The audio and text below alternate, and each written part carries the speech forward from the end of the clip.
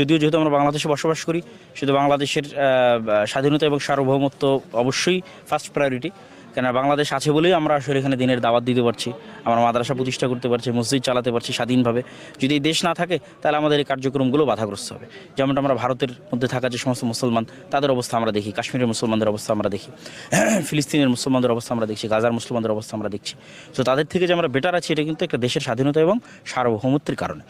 তো দেশের স্বাধীনতা সার্বভৌমত্ব খুবই গুরুত্বপূর্ণ দিনের জন্য। তো সেক্ষেত্রে আমাদের প্রত্যেক দেশের নাগরিককে সচেতন থাকা উচিত যে আমাদের দেশের স্বাধীনতা এবং সার্বভৌমত্বের শত্রু কারা। ভৌগোলিক কারণেই আমাদের জন্মগত বাই ডিফল্ট যারা শত্রু তারা আমাদের জন্য সবচেয়ে বেশি হুমকির, এবং তাদের বিরুদ্ধে কথা বলার কারণেই কিন্তু ওসমান হাদি একটা কথা বারবার বলতো, দখলদারিত্ব এবং আধিপত্য। তো সবাই জানে দখলদারিত্ব এবং আধিপত্য কী। তাদের বিরুদ্ধে কথা বলার কারণেই কিন্তু আসলে তাকে গুলি করে হত্যা করা হলো, এবং এতদিন পার হয়ে যাওয়ার পর আসামি গ্রেফতার হলো না। এটাই সবচেয়ে বড় কারণ যে এটার সাথে দেশি এবং বিদেশি একটা বড় ধরনের ষড়যন্ত্রের যোগ সাজস আছে।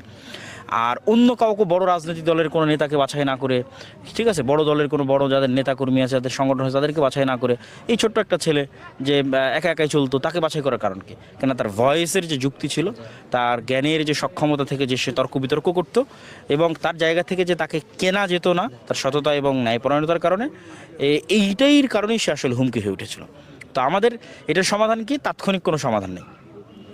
দীর্ঘমেয়াদে আমাদের নিঃশ্বাস এবং দম ধরে রাখতে হবে। আমরা যেমন ছোটোবেলায় কিতকিত খেলার সময় নিঃশ্বাস ধরে রাখতাম, দম ধরে রাখতাম, বাংলার মুসলমানদেরকে শিখতে হবে যে আমরা কীভাবে 50 বছরের প্ল্যান নিয়ে নিঃশ্বাস ধরে রেখে কাজ করব,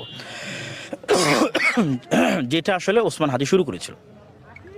সেটা হচ্ছে যে ওই মানের জ্ঞান অর্জন করা, ওই মানের তর্ক বিতর্ক শিখা, ওই মানের স্কিল ডেভেলপ করা। আমাদের শত্রুরা কীভাবে আমাদের সাথে শত্রুতা করে, কোন ওয়ার্ড, কোন শব্দ ব্যবহার করে, কোন ফ্রেমিংয়ের মাধ্যমে তারা আমাদের সাথে খেলে, ঠিক আছে, এবং আমাদেরকে দেওয়ালে, আমাদের পিঠটা দেওয়ালে ঠেকিয়ে দেয়, এবং আমাদেরকে মেইন স্ট্রিম থেকে আউট করে দেয়, কোন শব্দগুলো ব্যবহার করে, কোন বাক্যগুলো ব্যবহার করে, এই ফ্রেমিংগুলো শিখা, এবং সেটাকে পাল্টা কাউন্টার দেওয়ার জন্য যুক্তি এবং তর্ক তৈরি করা, এবং সেই যথোপযুক্ত জায়গায় সত্যবাদিতা এবং ন্যায়পরায়ণতার সাথে তুলে ধরা, বিক্রি না হওয়া। আমাদের দেশের রাজনীতিবিদদের সবচেয়ে বড় সমস্যা হচ্ছে এরা অতি দ্রুত বিক্রি হয়ে যায়। গোলামির স্বভাব তাদের রক্তে রক্তের এবং রন্ধ্রে রন্ধ্রে। এরা যখন ক্ষমতার জন্য যা ইচ্ছা তাই করতে পারে, ফলত তাদের উপর ভরসা করা খুব কঠিন। এই জন্য আমাদের এরকম আদর্শবান তরুণ লাগবে যারা চরম লেভেলের জ্ঞানী হবে, চরম লেভেলের মেধাবী হবে, উপস্থিত তর্ক বিতর্কে পারদর্শী হবে, ইংরেজি এবং আরবি সকল ভাষায় পারদর্শী হবে, আবার শত্রু সম্পর্কে খুব ভালো জানবে, এবং তাদের সাথে ফাইট এবং কাউন্টারও দিতে পারবে, এবং নিজ আদর্শে কখনো ছাড় দিবে না। সালাফি কনফারেন্স আমরা জামিয়া সালাফের পক্ষ থেকে প্রতি বছর আয়োজন হয়ে থাকে।